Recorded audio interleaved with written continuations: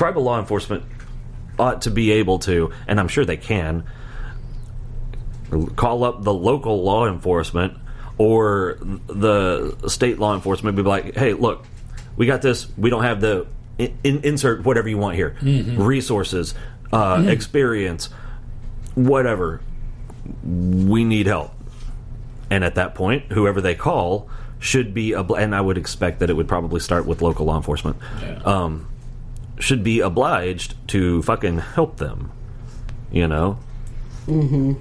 See, if that's... If I was the secretary of that department, there'd be some fucking changes. It needs to be... But I'll never be the secretary of any department because I don't have enough money. Yeah. So, there's that. Reworked from the ground up. Because apparently to get a presidential appointment... You gotta buy all that shit. You gotta have lots of millions of dollars. And I don't. It's all for sale. Yeah. Like, you know, that's the problem with our entire system. You know, anybody with ethics can't get there because of the way it's stacked. Yeah. And then we go, why are they so shady? Just like the system sort of like, is pre... And I've never really understood this. So Monsanto, who is now owned by Bayer, right, is the most corrupt group of motherfuckers ever. And if you don't believe that, you're crazy. All they do is create GMOs, and GMOs are good for you. No, the fuck they're not. They never have been, and if you believe that, you're crazy. But every head of the FDA, or I'm sorry, the USDA is associated with Monsanto. Going back like decades. They're either on the board or worked for them, or immediately after leaving their position, get a job on the board. All the shit's so intertwined. Just like the head of the FDA is always a big pharma executive, and it's like, man, if you want someone that's supposed to be impartial and without bias, maybe you shouldn't have someone who's balls deep in the but fucking that's the big whole pharma. Point. They don't want someone impartial and unbiased. They say they do, but words are cheap. When you put time and time again, the person in charge has a direct financial link. Isn't that a conflict of interest? Yes. It seems like it would be. And it seems... And if you say it's not, that's disingenuous. Like it would seem, if Congress was on the up and up, which they're not, it would seem like the Congressional Ethics Committee might have something to say about that. But, like you said last night, nobody gives a shit. So because the people with the power are busy getting rich off of it. Yeah. They don't want to change the status quo. It's working for them. Yeah, see, and that's why I'd probably be assassinated. Or accidentally commit suicide. Yeah, you'd never get there. But if you did, you wouldn't last. No. Because it's just not... Because I would straight up tell them, you take your bribe and put it right in your asshole. Yeah. You know... It's just it's gross, and I don't know how it gets better, but I just know that that's the problem. I got no magic and fix. has been for decades. Oh yeah, it's not a new problem. Yeah, no. It's just we have ways of seeing it more readily now, you know, and so it seems like, but it's not a new thing. That's where technology is a lot better now than back in the day. Because I like the way I pulled that back together. Because back in the day, where would you get this information? Shit could stay hidden. If you knew that the information was there to begin with, you would have to do a Freedom of Information Act at that office and then wait for fucking a year or whatever if they decided to give it to you at all. And now, do a quick Google search, and 8 times out of 10, you've got the information. Yeah, like, you know, that's why back in the day... And if you needed to do that FOIA, you could do it online. So it's, instant. You know, and back in the day, investigative reporters were really heroes. I mean, they were the only ones... If they were on the up and up. Right. And again, a lot of them were propaganda machine people, too. Absolutely. But the things we did find out about, we would have never known without them. Yeah. You know, and so... Yeah, I mean, it is a double-edged sword. There are pluses and there are minuses to everything. Yeah. I want to talk about, this isn't really back in the day, but maybe it is. I want to talk about something I saw on Facebook today. Okay. It says, okay, this is a test. You're alone in a room with 3 adult men, but you feel safe. Who are those men? Okay. If you can't put any 3 of the men in your life in that scenario and feel okay with it, you need to choose better men in your life. Because I can honestly say any 3 of the men in my life, past, present, and future, hopefully, I would feel safe. And that is not to say, I mean, I'm a sexual abuse survivor. I've been hurt by a man, but not by men, because I know that that's different. But, like, what's sad to me is that's an interesting distinction. Well, yeah, I mean that I don't think a lot of people make. Right. No. I mean, a man hurt me. But not men, by and large, the men in my life have cherished me and made my life better and safer and all those things. You know, that's like saying if a dog bit me. Are you scared of all dogs? But I hate all dogs. Well, I've been bit by dogs, and I love them. And, you know, but I understand that, and I'm not, like, using this argument to make an excuse for the man that hurt me by any means. I'd like to run him over. But I understand that when a dog bites me, that dog bites me for what seems to him maybe like a good reason. You know, like let's take Leo. If you approach Leo incorrectly, you will get bit.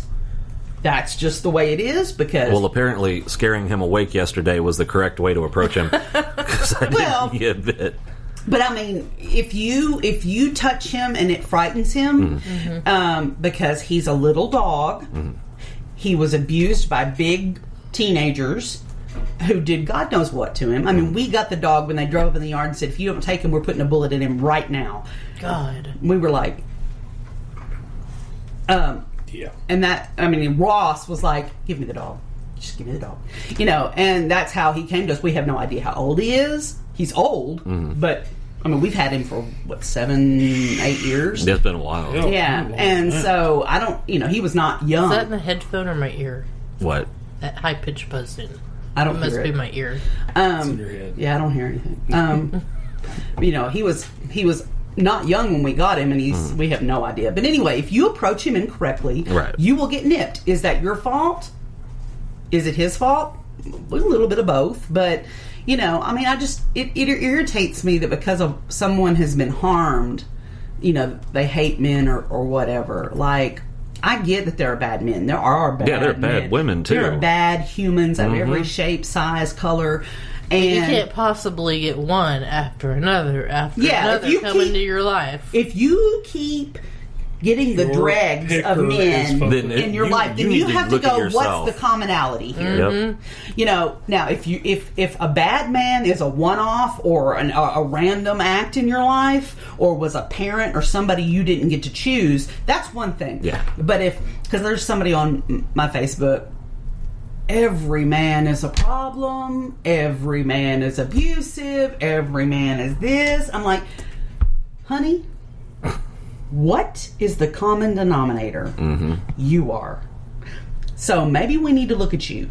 And maybe that's not like woke or whatever. I don't give a fuck. No, well, you know what? Here, people want to be, and I'm using the biggest air quotes I can possibly muster, woke. I almost said quote, damn it. Woke. Quoke. Yeah. People want to be woke. But here's the thing. Being woke means basically you're victim blaming. It means a lot of things, and none of them really matter. You're shrugging off personal responsibility. Being truly awake means that I accept what is mine to accept. Right. That I own my part in what happens to me. Yeah. You know, can I be harmed by other people? Absolutely, we all can. But you have to go, all right, am I doing something? Yeah, do I play a role in this circumstance? Right. Not by what I wear or whatever, but am I putting myself in situations where I'm unsafe? Am I trusting people who have proven they can't be trusted? Right. Am I looking for people that are fundamentally predatory? Like, damn, bitch, if it's always a problem, maybe you're part of that problem. That drives me crazy. And because I can think of several women that I know that probably can't answer that the way I can.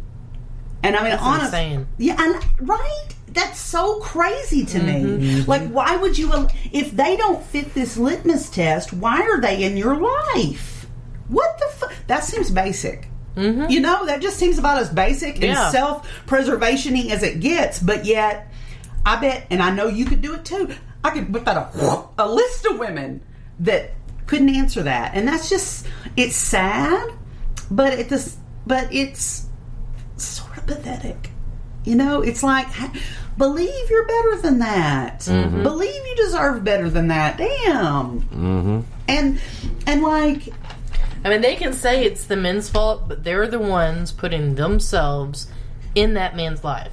Yeah, that man is in your orbit, right? Like you said, not a parent or something. If you can't choose that, if you were an innocent child, completely different. But it's partly your fault. Stop putting yourself in that situation. Stop putting yourself with people that have drug problems or alcohol, whatever, or anger, or whatever. It's something that you're picking that these guys have to have in common. Yeah, I mean, it's like, God damn. And I mean, by all means, I see it's different with men.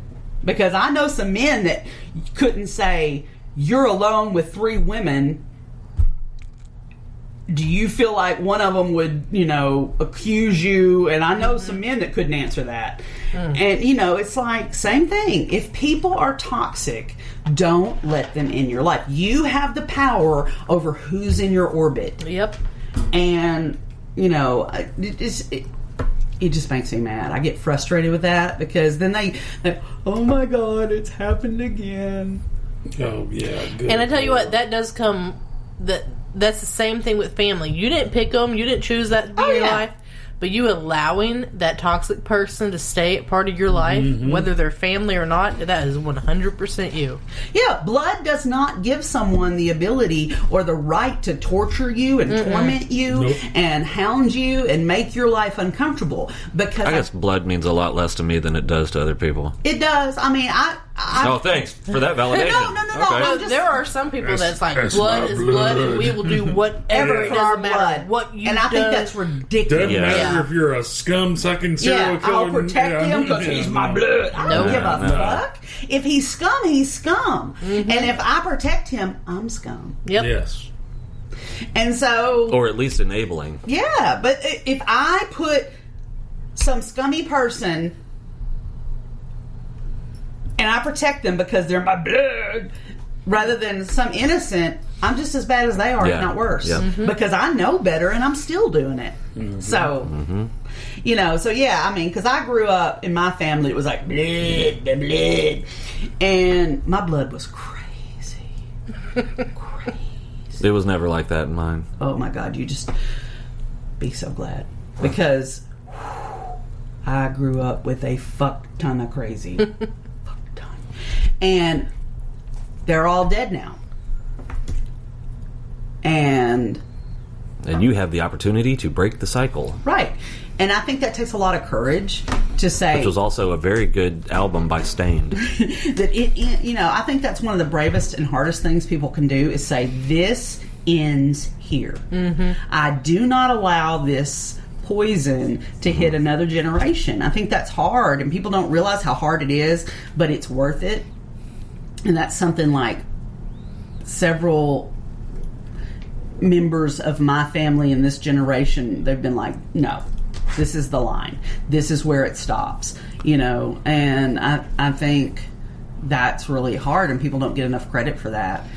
But yeah, that just really bothered me because, I don't victim blame, and I know some people are going to take this that way. Because no, people, I dare say that our listenership probably wouldn't. No, because if they've got this far... Yeah, if you get to episode 195 or whatever the fuck we're on... we are.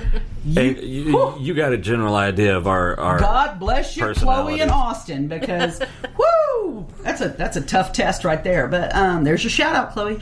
I can't believe she binge-listened... But starting at the beginning, it's like, goddamn, that's like fucking... that's 2 work weeks. Yeah. Plus. Yeah.